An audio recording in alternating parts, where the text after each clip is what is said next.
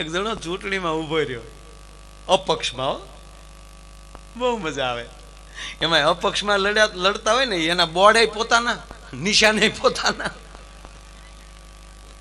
પોતે પોતાનો, એના ફોટા પાડે. એક હાવ ઝીણો જોક્સ કહું, યાદ આવ્યો ત્યારે. એક બેન શોપિંગ કરવા ગયા, હાવ તાજો, હાવ અત્યારે જ બન્યો.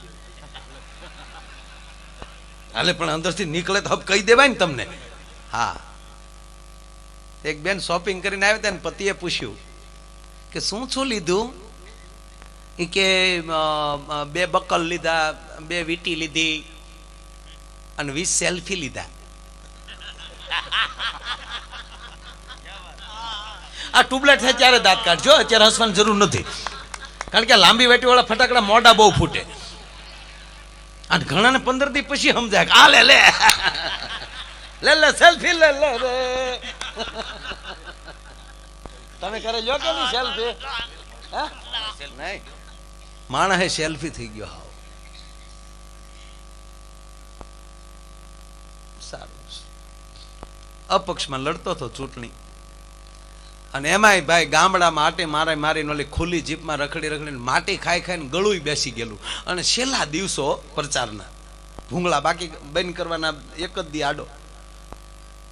અહીં જે ભાષણ કરતા હતા બંધ ગળું, ગળા બેસી ગયેલા હોય ને એ નેતાઓને કોઈ સાંભળે તમે?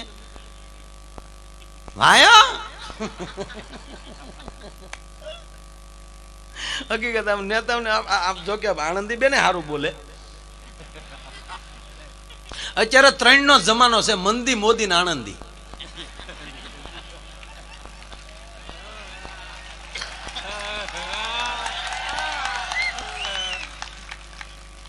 હા, હું તો હમણાં સાંભળતો તો બેન ને ગોથું ખાઈ ગયો. ભાઈઓ મિત્રોસ, આપણે ગુજરાતને ગતિશીલ બનાવવું છે. ખરેખર હમણાં માલ છે ગતિશીલ જ બનવાનું છે. એવું ગતિશીલ બનવાનું, રાજ્ય રીંગણી સોંપી આવો, સવારે ડાયરેક્ટ રીંગણા જ ઉતારવા જવાનું. મિત્રોસ, એટલે ઓલા નેતા બિચારા ઉભા રહેલા અપક્ષમાં, અને ગળું બેન ને જેને ભાષણ ચાલુ કર્યો, ભાઈઓ તથા બહેનો, જય હિન્દ, જય ભારત, નમસ્કાર. હું તમારા ગામમાં મત લેવા આવ્યો છું. એકવાર તમે મને મત આપી દો, પછી તમે સૌ હું સૌ. સદા કઈ પ્રશ્ન હોય એ કયો. પ્રશ્નનું કીધું ને તે ભાઈ ઉભા છે, તમારા બાપાના દાઢીના 2 રૂપિયા બાકી છે ભાઈ. એ ભાઈ એ ગ્રાન્ટ આવ્યા પછીનો મુદ્દો છે ભાઈ. હવે બાપની દાઢીઓને ગ્રાન્ટ માલી કાઢતા હોય, બીજો કઈ પ્રશ્ન હોય એ કયો. બીજો તો એક વડીલ ઉભા છે, એને એવું કીધું બીજો કાંઈ પ્રશ્ન નથી, અમારા ગામમાં શમશાન નથી. બસ એક શમશાન. આઝાદી આવી 65 વર્ષ થઈ ગયા, તમારા ગામમાં દાંતો કાઢશો શમશાન ની વાત.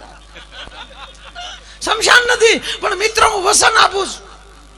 એક શમશાન નહીં, એકવાર મને જીતાડી ગયો અને ઘીરે ઘીરે શમશાન નો બનાવી દઉં, મારું નામ ગોકલું નહીં. ગામે મત નો દીધા ને માર્યો. પ્રિય બોલવું સદંતા દાતારી સુરપંથ યતા અભ્યાસા નહીં મિલે વો તો બિના કૃપા ભગવાન.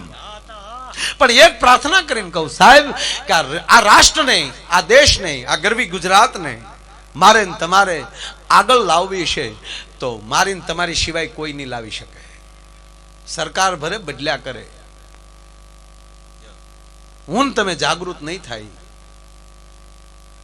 તો બીજું કોઈ નહીં કરી શકે.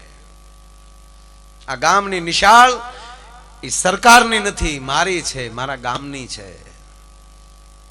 અને તમારી બાજુ તો ખૂબ જાગૃતિ. હકીકત કહું સાહેબ, તમારો ખેડૂ નબળો ન હોય, આવો અમારા ભાગમાં તો ધારાસભ્યો એવા આવ્યા છે, 5-5 વર્ષ ધારાસભામાં પૂરા કર્યા, તો એને ખબર નથી કે ટીડીઓ મોટો કહેવાય કે તલાટી મોટો કહેવાય. તલાટી મંત્રી આવે તો ધારાસભ્ય ઉભા થઈ જાય, આવો આવો મંત્રી સાહેબ આવો. તારે ન ઉભું થવાય, હું મંત્રી સાહેબ આવો. એને જ ખબર નથી મારા શું પાવર છે. અમુક કોકના નામે જ ઓળખાય. પોતાનું નામ જ નહીં. આ એરુની માસીનું કાંઈ નામ ખરું? એરુની માસી નીકળે એનું કાંઈ એરુની માસી એનું નામ જ નહીં. એમ ઘણા એરુની માસ્યું જ છે. હાવ નહીં સમજે. અહીંયા શું કહો તમે? મહેસાણા એરુની માસી માસી જ કહો તમે.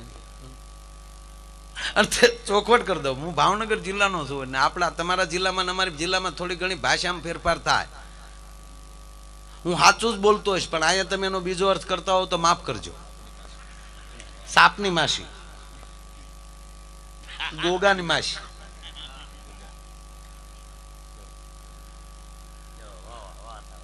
કારણ કે આપણું ગુજરાત એવું છે ને, જેમ ભાતના મોતીથી ઈંઢોણી અને ભરત રૂડું લાગે ને, એમ આપણી દરેક જિલ્લાની ભાષા અલગ અલગ. ભાવનગર જિલ્લાની ભાષા લ્યો, પછી થોડાક તમે રાજકોટમાં જાઓ તો એ રાજકોટની ભાષામાં થોડોક ફેર થઈ જાય, રનો અળ થઈ જાય. આપણે કે નીકળ્યા થાય ને એ કે નીકળ્યા થાય.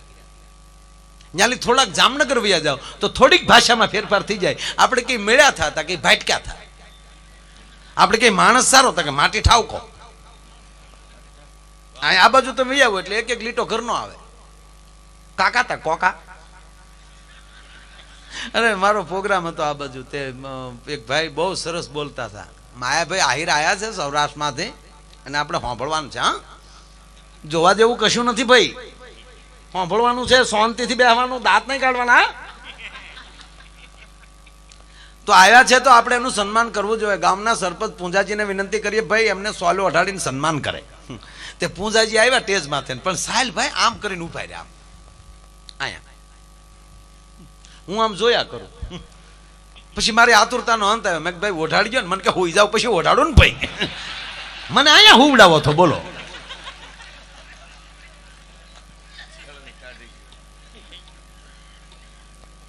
મારો શાહીબાગ પોલીસ ગ્રાઉન્ડમાં ભીખુદાનભાઈ પ્રોગ્રામ હતા, ભૂપતભાઈ બધા. તો પોલીસ ગ્રાઉન્ડમાં પ્રોગ્રામ, અને ત્યારે ડીજી પાંડે સાહેબ હતા ને એડિશનરમાં સૈયદ સાહેબ હતા. અને મારું સન્માન રાખેલું. સન્માન એ માટે રાખેલું કે એકવાર ત્યાં ટાઉન હોલમાં પ્રોગ્રામ હતો ગાંધીનગર, અને ત્યારે મુખ્યમંત્રી મોદી બાપુ હતા. આપણે તો એમ જ કહેવાય ને.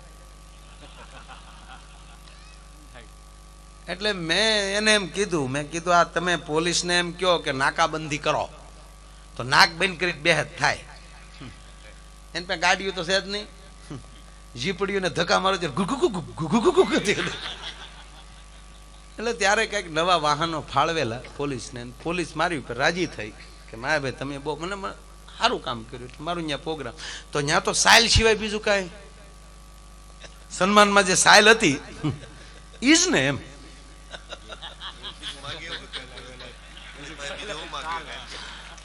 એટલે એ સાલ લઈને મેં છોકરાઓને કીધું, મેં કીધું અને સાલું પાછી હારી હતી, એ ખોટું નહીં. મેં અને ક્યારેક જ આવી હારી સાલું અમારા હાથમાં આવે. મેં કીધું આ હાચવીને ઘરે રાખજો, શાળામાં ઓઢે લાગ્યા છે. તો શિયાળો હતો ને ઠંડી હતી તો હું ઘરે હૂતો, આખી રાત ઊંઘ જ ન આવી. આખી રાત એકલી હું હુડિયું જ વાગ્યા કરી હતી તો એની ને. અરે એક સાહેબ તમને કોઈ રોડ ઉપર ઉભેલા ને એક જણો મોટ, આમ જો હજી આપણા દેશમાં ખબર જ નથી પડ્યો કે એ કયા વાહનમાં કેટલા ને બેહાઈ.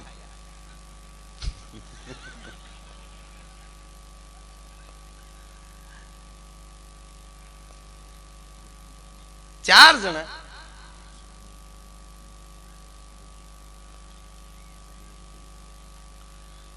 રોડ ઉપર પોલીસ વાળા ઉભેલા ને એમાં રિક્ષા નીકળી, 20 ઉતર્યા રિક્ષામાંથી.